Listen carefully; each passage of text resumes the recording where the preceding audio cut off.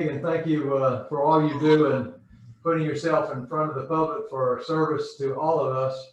Tom and I thought we'd try to give SIG a boost here close to the election day, something that we've been talking to SIG about. So we're giving it an experiment, and we see a lot of people that we know, and it couldn't be any better. I'm going to turn it over to Tom. Tom is a storyteller, as you well know, everyone. So rather than me introducing SIG and letting SIG talk and bring us up to date, I'm going to turn it over to Tom Bradshaw and let him introduce SIG and tell us a story or two, Tom. Well, I appreciate that, Perry. You remember when I first met SIG, I knew he was a Dale Carnegie instructor. I just remember the first time I got to go to that course, what it meant to me, and the sort of confidence that I got out of doing that process. I was working at Cameron Brown Mortgage Company then, trying to be somebody before I started making loans. But I wanted to meet him, and the first thing I talked about is he was very supportive of what we call the Greenway. And if you remember, Perry, I asked you guys in 1971 to approve $2.5 million in a bond issue so we could do something about parks and recreation, because I had been the president of the JCs, and on JC Park on Wade Avenue, we built the tennis court, selling you tickets to the turkey shoot or selling you Kleenex door to door. That's how we built those clay tennis courts, because we didn't have them. And so I ran for city council, having been the president of the JCs, that I want to do something about parks and recreation. Well, here comes a guy from outside who made the comments, we call him Mr. Green Jeans, talking about what the Greenway could really be. Bill Flournoy is the guy who came up with the idea. He was an intern at NC State, but look at what we have as we've done that. We took that $2.5 million and leveraged it up to $22 million for parks and recreation. And then Smedes asked me to do a bond issue for him when he was mayor. And Charles also asked me to do to do the bond issue for parks and recreation. So he was the guy doing that. We worked on Triangle Land Conservancy, and I could hear him talking about we needed to do something about the county commissioners. You remember I was working in New York there, and only coming home on the weekend sometime. And I said, gosh, let's think what those guys are going to do in 2014. He did not only run, but he put together a team of people to run with him for the county commissioners, and all four of them won that race. And we've sort of got back into talking about, yes, we ought to do something about transit. We certainly have to do much more about education. We had sort of were helpful in getting IBM in 1965. And I remember Mr. Watson saying, we'll never have more than 3,500 people here. We've learned the lesson of upstate New York, and we're just not going to have any more people. We actually got to 17,500 IBMers in Olive Research Triangle Park. And you might remember, we built that headquarters on Computer Drive off Six Forks Road. We built that building in less than 6 months to give them that bid. Durham didn't put in a bid for the interim facilities. We didn't know where interim was going to be 5 years. It turned out to be almost 20 years. But think about those kind of activities. Well, I was excited that SIG saw the need to make a change at the county commissioners. We were trying to figure out, could we ever do a transit loop? Could we ever do things? And they were not doing education, and they're not doing the others. I just have always felt he was a guy in implied leadership. And not only is he blessed with a great wife, Nancy, and having what they've been partnership in what they've done, but the idea of getting us all involved in what we should have been involved before. When I was mayor, thankfully, Waverly Akins was the county commissioner, and we did some things together. We went through and merged the school system, those kind of activities. But the idea that I was excited about, having sort of been off to New York for 32 years and coming back home, is, hey, we got somebody who really will help us lead the county commissioners. Couldn't be more pleased by what SIG has done. I want to be with him every time he does something. Those kind of activities that mean so much to us within this community, those kind of activities is the kind that I always want to be at the meeting for. And just as I said about the Tom Oxum, who does the same kind of thing as a former education board member, we all were committed to doing something about education. So I'm pleased to be here today, Perry. And maybe you want to turn it back to you or SIG. I just can't say enough nice things about it. It means the leadership that SIG has brought, not only to get some good members to run with him, they won, and all of a sudden we turned it back to where we are. And look at the prosperity we've had with him there and the leadership, the role he's played. Absolutely. Thank you, Tom. SIG, it's all yours. All right. Well, thank you, Perry. Thank you, Tom. Look at my glasses. They're fogged up. I'm so embarrassed. Here, I got them. As Tom Oxholm said, if Perry Safford and Tom Bradshaw invite me to anything, I'm going to be there. Y'all are such great friends of mine, as well as everybody on this call. I mean, this is a who's who of people who are making a difference here in Wake County. So And I, more than anything, we wanted to do this to thank you all for your continued support. I look at the screen here, and I've known most of you for 20 plus years, and we've grown up from a professional perspective together, and we collectively have done it together. And look at the community that we have created. So I want to thank you for all your leadership, and Tom and Perry, thank you for your friendship and your leadership. So here we are. I'm going to take about 10 to 15 minutes to just give you kind of a state of what's going on in Wake County and where we are, tell you some stories about what's going on. And first, let's start with, as Tom talks about, the amazing Greenway system. So I was at a ribbon cutting last week in Morrisville. All right. Now, we cut the ribbon, Tom, on basically an underpass under North Carolina Railroad, NCRR, in Morrisville.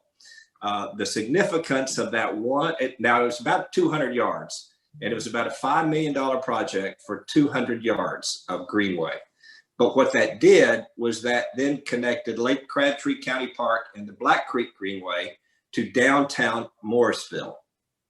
More importantly, that was 20 years in the making. That started back in 2000 when we passed a $15 million open space bond, and we went to every municipality and we said, okay, we're going to let you do an open space plan, put a Greenway component to it, and every municipality did it. Morrisville did it. They identified this corridor in 2002, and as a result of that, started on a path of which then they had to convince North Carolina Railroad, which is like, if you know, working with the railroads, it's as bad as you might think. So that was 20 years in the works. They got a brand new railroad on top. Underneath it, we cut the ribbon. So now all of Morrisville will be able to connect to our amazing 200-mile Greenway. About 2 months before that, we did the same thing in Cary, and there was another railroad. That was a $9 million project, but that connected 70 miles from Jim Goodman. I don't know if he's on the call yet, but Jim Goodman from the American Tobacco Project, all the way down the American Tobacco Trail through Cary into Umstead, and then through Raleigh to the Neuse River Greenway, and then south down to Clayton. That's 70 miles. That is the longest completed off-road section of the East Coast Greenway, and the 3,000 miles of the entire East Coast Greenway. That's the longest completed section. And I could go on to tell you stories about Clayton, and Johnston County now has dug a tunnel at the end of the Neuse River Greenway to take it all the way into Clayton. And my dear friend Chuck Flink and I are now working on a 14-county initiative around Wake County called the Triangle Trails Initiative. So, and then yesterday at our work session, we just allocated another $5 million for Apex and Cary to connect. Apex will connect to Holly Springs, and then you got Cary and Raleigh. One Raleigh project is going to connect Crabtree Creek into Umstead State Park. I've been working for 20 plus years on that initiative, and so that will then complete that section. But let's go on. We can talk about Greenways all day long. I see George smiling. Let's talk about transportation and transit. Now, we all know that you may or may not know, but when you're riding down I-40 and you see that little sign that says Tom Bradshaw Highway, I-40 is named after Tom Bradshaw because he got the funds to get us to Wilmington. So we have been working to connect the I-540 all the way around. That was scheduled to be done in 2029, but Tom in the latter part of his career was finance, and he clearly understands the power of finance. Well, as a result of finance, we are able to complete the final section of the I-540 corridor over to Knightdale 3 years early. It was scheduled to be completed in 2029. Now it's going to be completed in 2026, the whole 540 corridor, and we're going to save $400 million. Okay, $400 million, all because of finance and the reduction in an interest rate. So that's a little news flash that you may not be aware of. But in terms of transit, as Tom said, we ran on transit in 2014, got the transit referendum passed in 2016. Bus rapid transit is well underway. New Bern Avenue should start next week. We just approved the design through Campo. I'm fortunate enough to be chair of Campo this year. So the corridor into downtown Cary for bus rapid transit has been approved. And many of you see the amazing work that's going on in downtown Cary. I mean, just absolutely stunning. You know, the new transit center, and in addition to the BRT, we've got the commuter rail that we're working on, 37 miles from Garner all the way into Durham. We're still working on that. And as you know, all of this stuff is complicated, but we're still planning to get that deal done. But here's a piece that you might not know. Okay, so you've got this east-west corridor running from Garner and then ultimately Clayton over to Durham and ultimately Hillsborough and beyond. But there's a corridor that runs north-south. CSX is the railroad that owns it. It's called the S line, and it's up for sale. And it would connect from Wake Forest to Raleigh to Cary and then Apex. Now, you can be in downtown Forest, and in 22 minutes, you can be in downtown Raleigh along that corridor. Julie White with NCDOT, she got a $45 million grant called a CRISI grant. That's an acronym, but she got $45 million. We are trying to now buy that corridor, and we've got $45 million to begin the negotiations with CSX. Now catch this, and I'm glad everybody's sitting down on this because this is going to blow you away. If we can get that north-south corridor, Wake Forest, Raleigh, Cary, Apex, and match that up with the east-west corridor, Garner, Raleigh, Morrisville, and then RTP, we could connect 6 of our towns and cities to commuter rail in the next 10 years. 6 of them. You do 6 towns and cities to commuter rail and put a downtown stadium in downtown Raleigh, and you can just call it a career. I mean, that will set us up for the next 50 years. And I would love to hear Tom Bradshaw and Perry talk about what that could possibly mean to our city. Absolutely stunning. But let's move on. I want to talk a little bit about health and wellness, which you know I've been an advocate of. The Heart Association got me involved in seeing how Greenways can impact the health and well-being of all of our citizens. I've worked with Stuart Levin, and I see Will Allen on the call. So we've worked on the Blue Ridge Corridor to think about that as a health and wellness corridor. But when I got on in 2017, Dr. Levin and I started a process called the Population Health Task Force, working around this idea of social determinants of health. The whole concept here is that, you know, your zip code should not be a better indicator of your life expectancy and the quality of your life than your DNA code. And we find that. Tom can clearly tell you. Tom was very fortunate to be able, Tom can tell you the story. He was raised in the projects, and he never knew he was poor until he got up and he started looking back, and somebody told him, Tom, you were poor when you were young. But you know, those life experiencing situations can be like a 17 to 20 year difference, just in terms of the zip code where you were born. Well, why is that? Well, those are the social determinants. Things like, you know, the housing that you live in, and that you're not spending over 30% of the money that you make on housing and transportation, recognizing that automobiles are very, very expensive. So we started a population health task force, and we focused on 3 things. We focused on vulnerable communities, basically the Southeast Raleigh, low-income citizens. We focused on the entire community, how we could elevate the entire community. And a lot of that's we're focusing on workplace wellness and working with employers. But then we worked on this area called familiar faces. Okay, and I'm going to concentrate on that in just a minute. But familiar faces are the folks who continue to go back to the high utilizers of the emergency room, of the jails, and of the homeless shelters. We call it EMS all the time. And we are allowing suffering to take place in our community and in our country. And not only is it the wrong thing to do, but it's extremely expensive. What we found out just weeks ago when we went to see what they're doing in Charlotte is that a person on the street in Raleigh or Wake County today will cost you taxpayers about $36,000 a year. with the continued use of the emergency room, continued use of homeless shelters and jails, about $36,000 a year. But what we found is that you can house that individual for about $13,000 to $15,000 a year. So in addition to being the right thing to do, it saves you a lot of money. So we took this population health task force, and then we merged it with what's called the community health needs assessment, which is something that we have to do with the hospitals every 3 years to look at the community and determine what the needs assessment are. And we formed this initiative called Live Well Wake. Okay, you might have heard about it. We focused on 7 initiatives.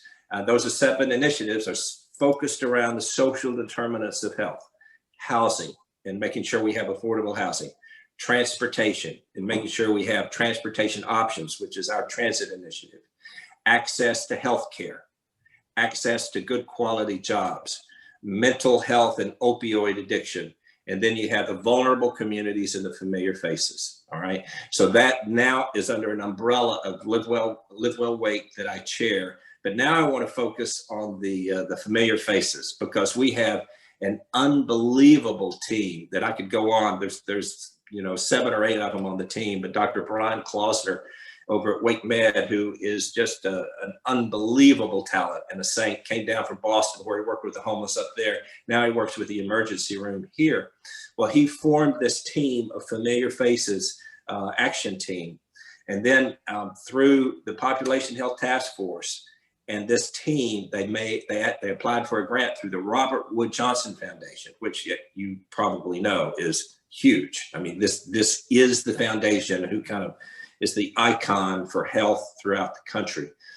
They got a $570,000 grant for them to work 3 years to focus on the familiar faces.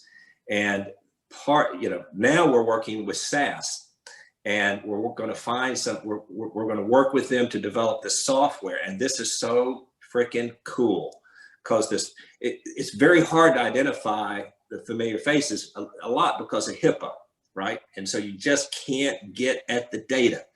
But this software is going to not only allow us to identify those familiar faces, but it's going to allow us to predict future individuals who could become familiar faces before they actually become familiar faces. In addition to that, it's going to give us the analytic capacity to say that, okay, if I have $1 to spend on the familiar faces, and I could spend it in housing or case management or access to healthcare, where would be the best return on my investment? So you can say, if I put it in housing, I'll get this return. I put it in access to healthcare, I can get that return. That's all going on at this analytical software level, which is a component of what these folks are doing. But now here's the story. Here's the story I have to tell you. So during COVID, you know that we had to shelter in place. And as we were sheltering in place, we had to shut down the homeless shelters. And so this was a huge problem. It really got to be a problem with Marianne and the city, because they had to shut down everything. The bathrooms were shut down, the city was shut down, the homeless shelters were shut down. And because we were all sheltering in place, they had no place to go. And it got to be really, really dicey for about 2 weeks. So we called Doyle Parrish, and many of you on this call know Doyle. And of course, Doyle, he does hotels. And we all know Doyle had a lot of hotels that didn't have nobody in them. So we said, Doyle, how about if we were in a hotel? And Doyle said, sure, we'll rent you a hotel. So we rented a 160-room hotel from Doyle, and we filled it with 160 homeless people, about 60% men, 40% women. And we gave them 3 meals a day. We gave them nursing care. We got them back on their meds. We gave them a case manager. We gave them transportation to their doctor. And then Doyle, he had furloughed all of the staff who was working at the hotel. So then we brought back those people who are now working back at the hotel, but rather than the regular guests, they're working for our homeless population as guests. The whole thing is being orchestrated through Triangle Family Services and Alice Lutz, and we all know what an angel Alice is. and all of the partners around. So it's not just Triangle Family Services, but it's the partners around Triangle Family Services. And we have, when I was there on a virtual tour, we had housed 20 of those citizens. Now we've housed close to 70 of those citizens. We've got a waiting list of about 60 people. We did a virtual tour, and the person who was working in the hotel for Doyle Parish, big guy, right? And he don't take no crap, I'm telling you. So he's working in this homeless population. Now I promise it's 24-hour security. It can get a little dicey occasionally, but that's fine. We can all understand that. So I asked him, I says, well, how do you like your job? He says, I love my job. I says, well, why do you like your job so much? He says, because when I go home every day, I know I helped somebody. I talked to the nurse. I said, how do you like your job? She says, I love my job. He says, when I go home every day, I know that people are being helped. We've got these people back on their meds, you know, we've got them housing. And what happens is that we find out that when you can give people housing, then you give them a chance to improve their lives. We've got AA in there, we've got NA in there, we've got anger management in there. Lives are being changed. So, okay, so we're paying for this with CARES money, right? But that money runs out in December. So now we are working to buy a hotel in Wake County. We're going to buy a hotel. They do this in Charlotte called the Moore's Place. And Brian Klausner and the Familiar Faces team is doing this. It's called a Housing First model. So this is going to allow us to expand this 160, maybe we can get a couple of hotels and do up to 300, maybe 400 of these types of models of Housing First, because these people, we find that when we give them housing, they get better. And I can't tell you the number of personal stories that we could share with you of people whose lives have been changed. But the partners who are making the difference. You know, we in Wake County, we can provide the resources, but it's the partners in our nonprofit community that really have stepped up and made a difference. Okay, I'm going to finish up here with just one more story. Many of you, well, you may not know, my brother was schizophrenic. And so I was his guardian later on in his life. We all have had situations around mental health in our families. And of course I have too. And we all know the stories that come from that. Many of them are tragic and many of them can be humorous, but I've had an affinity for mental health, and I've taken this on in 2014. Well, we've made a huge amount of progress in the mental health initiative. We did a mental health summit about 3 years ago. We've identified areas such as access to care and crisis management that we're working on. Just a couple of things, let me just mention. One of which we've opened up a mental behavioral health, what we call it, behavioral health urgent care. It's like a regular urgent care, but it's specifically focused for mental health population. Another thing that we've done is we've created these behavioral health mobile crisis teams. So EMS goes to a house, many of those for a call, and many of those calls have got a behavioral health type problem with them. So EMS in the past, you had two choices, okay? You can take them to the jail or you can take them to the emergency room. And that's been your only choices. Well, we've changed that. So now what they can do is they can bring in a mobile crisis team specifically geared to work with behavioral health. You can deal with the family right there. You can take them to urgent care. You can bring in somebody, you can call in for help later in the week. But this mobile crisis team has significantly improved our ability to impact the behavioral health population in Wake County. And then finally, we just heard about this at our work session. Surprisingly enough, we have not had any way to manage children with behavioral health issues, you know, and particularly in crisis. There's no systems, if you can believe that, here in Wake County. So we have just announced basically the groundbreaking of a child crisis center that will have 16 beds and access for the first time in Wake County to children who are experiencing crisis associated with mental health. Many of us don't think about it, but you know, Tom and Perry too can tell you when we shut down Dick's, Now that's statewide, but that was 400 beds at Dick's Hospital. And the replacement, which is with kind of the community idea, never worked. We replaced that with something called Wakebrook, which is over off Sunnybrook Road. When I became a commissioner in 2014, we had 16 beds. Now we have about 26 beds, but now we still go on what they call diversion, which just means they're full. And one of the problems you run into, okay, is let's say that you've got a person who's experiencing a behavioral health crisis and they're homeless, right? So they're filling a bed and they're getting the care they need. But if you release them, they're going back on the street only to have the same problem all over again. Familiar faces, all right? Housing is the key. And we're doing that in spades. So that's about it. Listen, it's 9 o'clock. You have been so gracious to be with me and to be with us. I can't even begin to tell you the love that I have in my heart for each and every one of you. And I mean each and every one of you. Y'all have been with me from the beginning. And it's been such a pleasure to serve you and all of the citizens and residents of Wake County. And I so appreciate you being on this call. So it's 9 o'clock and we're going to go 40 minutes and we're 20 minutes over. We appreciate you, sir. We appreciate you. So, all right. I listen, I'm a stickler. Those of you who know me, I start on time and I finish on time. So we're not going to take any. Oh, wait a minute. Cindy's got a thought. Cindy, go ahead. Nope, we have a couple questions in the chat. Okay. Sure, we'll do it. Okay. First one from Sally. Is there any state funding for the Familiar Faces program or is it all donations? Sally, let's see. Is there state funding? Okay, all right. Here's the best answer for this. The best thing we can do for the Familiar Faces is expand Medicaid. All right. Clearly, we could get over, hundreds of millions of dollars in Wake County, specifically around Familiar Faces, if we could just give them insurance.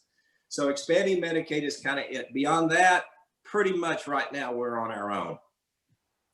And that's the problem. The governor's working on that. 38 states have that additional piece. North Carolina does not. Yeah, and Sally, thank you for the question and thank you for being on the call. Sally's a sponsor here. So thank you, Sally. Appreciate that. What's the second one, Cindy? Okay, second one is from Mr. George Alwyn, and he would like to know, how do these great solutions get communicated to the public at large with the fact that citizens truly really don't know what's going on? George, you're absolutely right. And we need to do a better job at that. We need, Tom Bradshaw showed us at the beginning of this, the power of telling stories. Dale Carnegie, Mr. Carnegie talked about the power of telling stories. It speaks to our souls. And I think we have to do a better job of telling stories about how lives are being changed. So thank you, George. Thank you. What a wonderful, wonderful question. Anything else, Cindy? Nope. All right. I love you all. Thank you for being on the call. It is 8:50.